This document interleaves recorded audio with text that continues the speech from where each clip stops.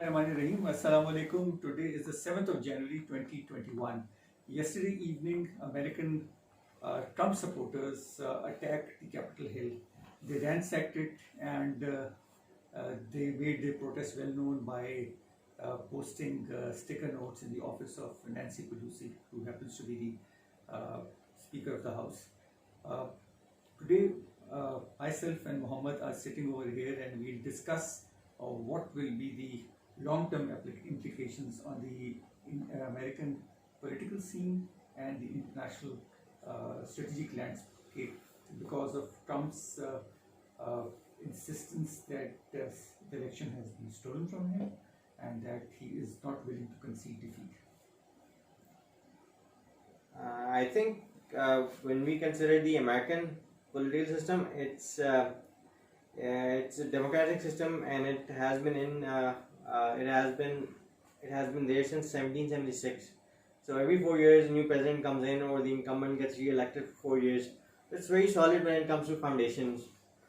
But what happened yesterday might just be an indication of things to come, and just like in Pakistan, where we said Imran Khan kept throwing dharnas and saying he doesn't want Nawaz Sharif to be in power.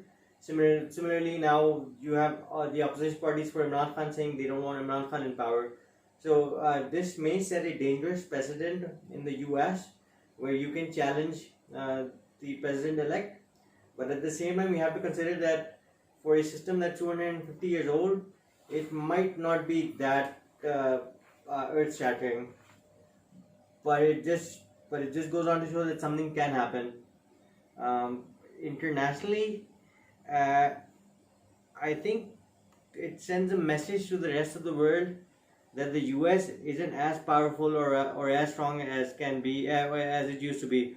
For example, if this were to happen in any other country, the US would be the first one throwing objections and calling out the country and its politicians about the importance of free and fair elections, and that really is a problem for the US.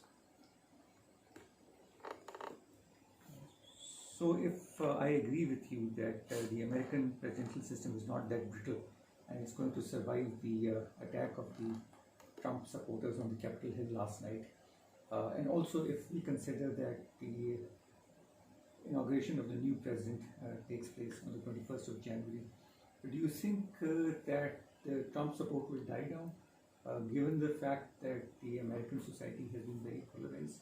What would be how would the Biden administration fare domestically in the next 4 years? That's a good question. I don't think Trump's support will die down. He showed the world, he showed the US that there's a class of citizens in the US that's disenfranchised, that want their rights, and they feel Trump is the guy to get them those rights.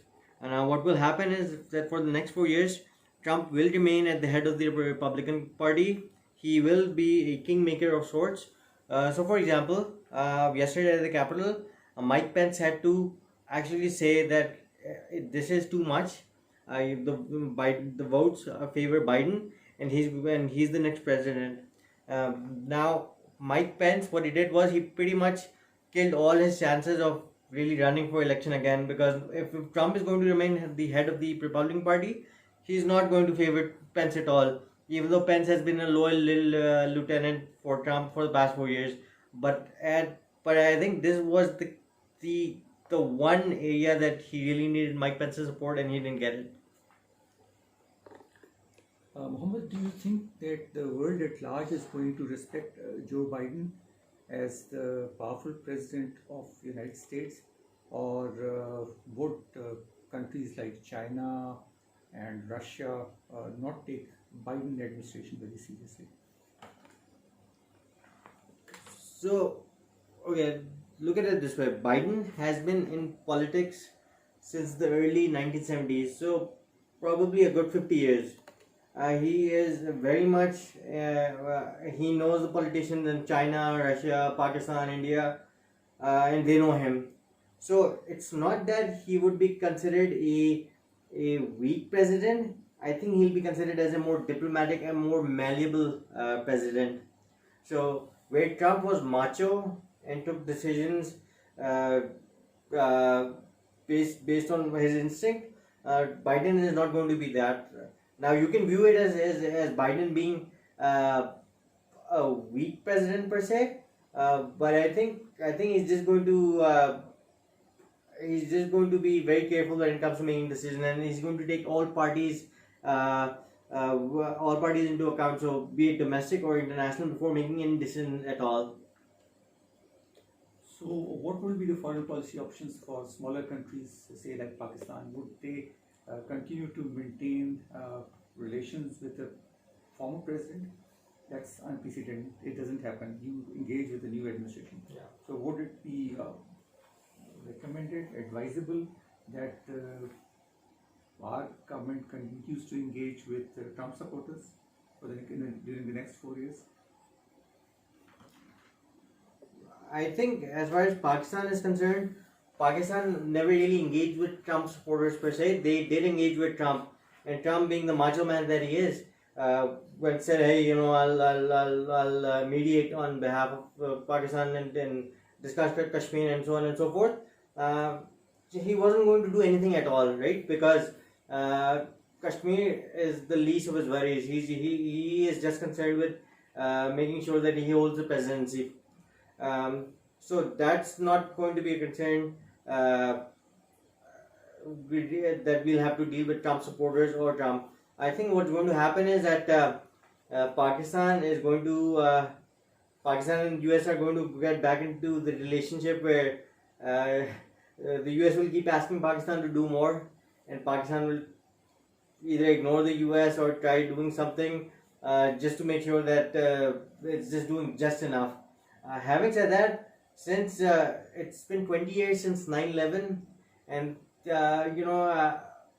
the atrocities and terrorism that was happening in the early aughts and the early teens of this decade of this century, what's going to happen? What should happen is that Pakistan doesn't really need to engage with the US at all. There are too many problems within Pakistan that the US can't solve. Maybe China, maybe Russia, because they're in the same. They're not separated by the Atlantic Ocean. But I don't think engagement with the US is needed at all. I think Pakistan will continue to engage with the United States for no other reason but the fact that Afghanistan still has US troops there. Sure. So Pakistan is facilitating the United States and negotiating with the Taliban. I think they're going to continue doing that, and Biden is also going to continue the same policies as Trump. But thank you very much for your interesting opinions. We live in an interesting time, Sure. and we'll see with bated breath what is going to happen. Sure. Thank you very much. That's all Thank from you. our side.